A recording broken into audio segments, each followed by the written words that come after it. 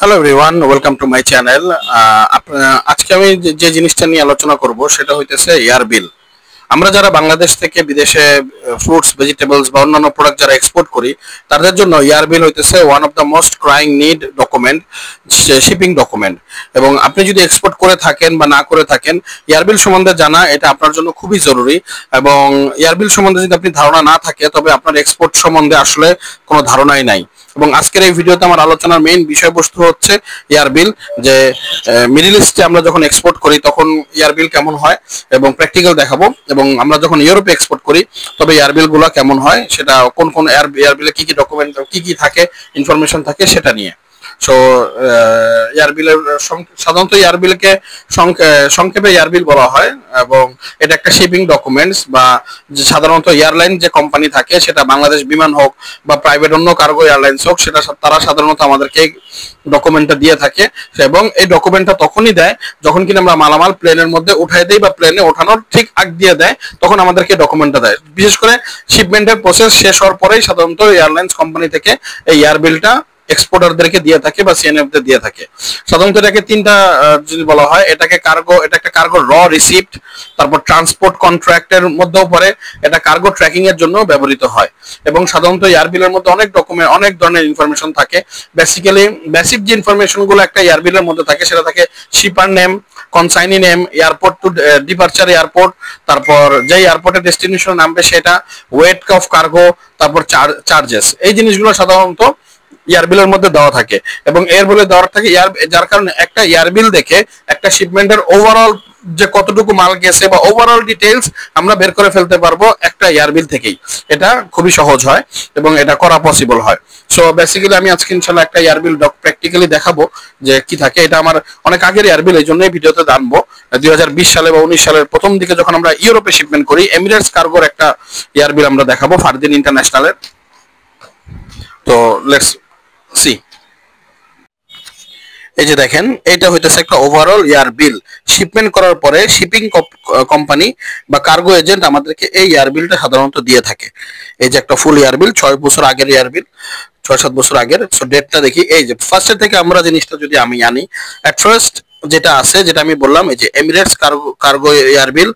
এখানে দেখেন সবচেয়ে উপরে থাকে এয়ার বিল নাম্বার, যেটা দিয়ে আমরা কার্গো ট্র্যাক করতে পারি যে আমাদের এই এয়ার বিলের আন্ডারে কার্গো প্লেনে কত বাস্কেট মাল গেছে বা কত কেজি মাল গেছে। সো এই যে দেখেন নাম্বারটা, এয়ার বিল নাম্বার, এটাকে বলে 17675230212। এটা হচ্ছে একটা কার্গো এয়ার বিল নাম্বার। এটা হলো এটা ট্র্যাকিং এর জন্য ব্যবহৃত হয়, ফ্রেট সার্টিফিকেটের জন্য ব্যবহৃত হয়, ব্যাংক সার্টিফিকেটের জন্য ব্যবহৃত হয়।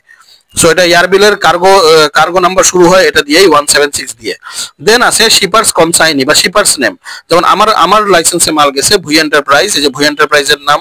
দেন কনসাইনি মানে আমার মালটা কে রিসিভ করবে বা ইম্পোর্টারের নাম, সেটা থাকে যে ওয়াস্কো ফুড ইটালি। দেন হইতেছে এই যে ইস্যুইং কার্গো এজেন্ট,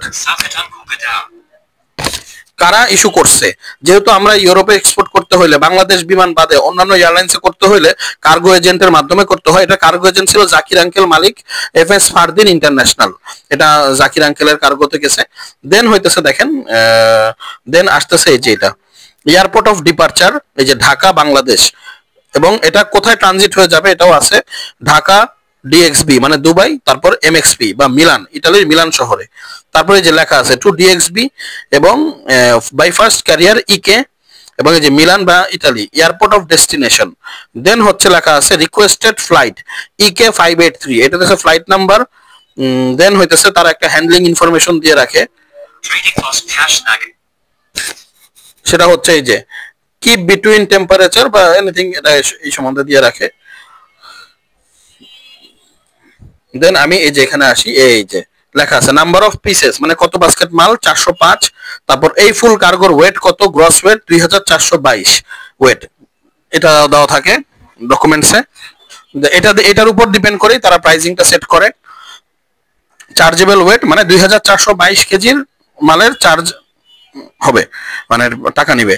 এই যে price rate charge as agreed, এটা এখানে লেখা থাকে না, এটা কার্গো এজেন্টের সাথে এয়ারলাইন্সের একটা সম্পর্ক থাকে, তারা এটা আপসে ডিসকাশন করে আমাদেরকে বলে দেয়। দেন এটা হচ্ছে এই যে এখানে হইতেছে সবচেয়ে ইম্পর্টেন্ট, যেটা ব্যাংক আমাদেরকে এই জায়গাটা দেখে সাধারণত, এই যে ইএক্সপি নাম্বার। আমরা যে এক্সপোর্ট করি বাংলাদেশ থেকে, আমাদের প্রত্যেকেরই এক একটা ইএক্সপির আন্ডারে আমরা এক্সপোর্টটা সাধারণত করে থাকি, এক্সপোর্ট রেজিস্ট্রেশন ফর্ম বা ইএক্সপি। সো এই যে ইএক্সপি নাম্বার দেওয়া আছে 147/2020, 10/2/2020 এর এগেইনস্টে। তো দেন এই যে এটা সিকিউরিটি চেক, মালটা এই সিকিউরিটি চেক কখন সিল মারা হয়, যখন কিনা মালামাল ইসে চলে যায়, স্ক্যানিং হয়ে প্লেনে ওঠার আগ দিয়ে এটা সিকিউরিটি চেকিং হয়, যে মালা পরিপূর্ণ চেকিং হয়েছে কিনা, এটা একটা সিল মেরে দেয়।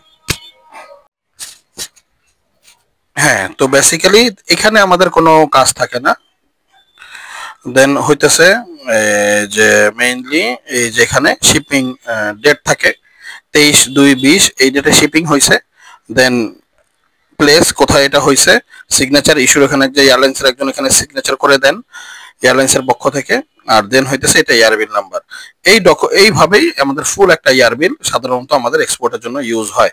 আর সাধারণত ইয়ারবিলের অনেক কাজ থাকে, ইয়ারবিল অনেক কপি হয়। ফ্রেড সার্টিফিকেট বের করার জন্য ইয়ারবিল দরকার হয়, তারপর ব্যাংক সার্টিফিকেটের জন্য ইয়ারবিল দরকার হয়, আপনি যখন এক্সপোর্ট করার পরে ইনসেন্টিভ তুলবেন সেটার জন্য ইয়ারবিল দরকার হয়। সো ইয়ারবিলের অরিজিনাল কপিগুলো রেখে দেওয়া এটা একজন এক্সপোর্টারের খুব গুরু দায়িত্ব। সো এটা ছিল ইয়ারবিলের কাজ। হোপ নেক্সট অন্য কোনো ভিডিও নিয়ে আসবো। Thank you for watching my video.